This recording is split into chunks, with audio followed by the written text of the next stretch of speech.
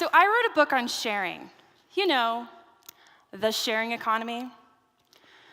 But within a few weeks of the release of It's a Shareable Life, I felt like I had to abandon everything I'd been working for. The sharing economy had changed. Everywhere I looked, I saw labor exploitation, workers making less than minimum wage without protections. And ultimately, the thing that bothered me the most is that these companies like Airbnb and Uber had massive valuations off the backs of other people's time and resources, like their cars and their homes. To further this point, Airbnb did in 4 years what it took Hilton to do in nearly 100. Why? It's other people's homes, their apartments, and their spare bedrooms. So I had to ask myself, is this really sharing? Is this as good as we can do? And I have to tell you, I started on this whole adventure because I found more meaningful human relationships through these interactions than in regular transactions.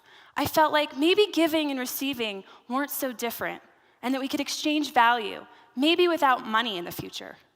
But once again, efficiency replaced human connection, and even the sharing economy got replaced by a new term, on-demand, the on-demand economy.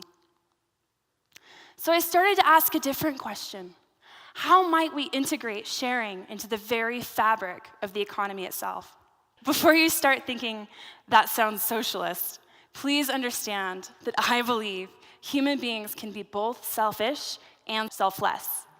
And I believe we're evolving towards a greater state of cooperation. Let's zoom out a little bit. Most businesses are extractive of human labor or of the planet's resources. Labor, like markup on hourly time, or of the earth's resources, like water, precious metals, or wood used to make products. So at this point, I started to think about in the ways that we could integrate sharing, like platform cooperatives or equity crowdfunding as potential models. But these were slow and legally complicated, and nothing seemed to click. That is, until blockchain. I see blockchain as both a philosophical opening of how we can rearrange society as much as it is a technology. So what is blockchain? Blockchain is a digital ledger in the sky supported by computers and algorithms that prove that something actually happened. That something being an agreement or a record or a transaction. This is a digital living document of collective truth. Things like medical records and legal agreements could live there because it's both anonymous and private.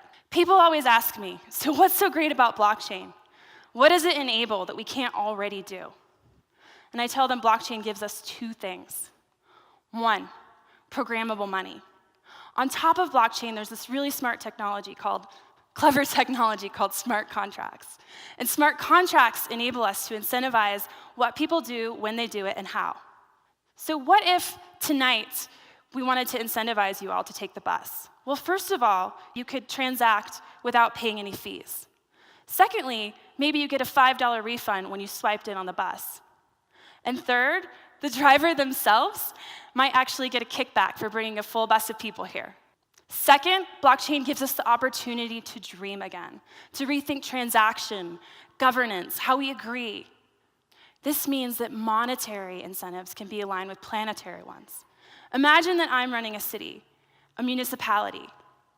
If I want to incentivize people to take care of the environment, maybe I compensate them for recycling or for creating community gardens. Or if I wanted to incentivize them for wellness, perhaps I have them create community dinners in specific neighborhoods.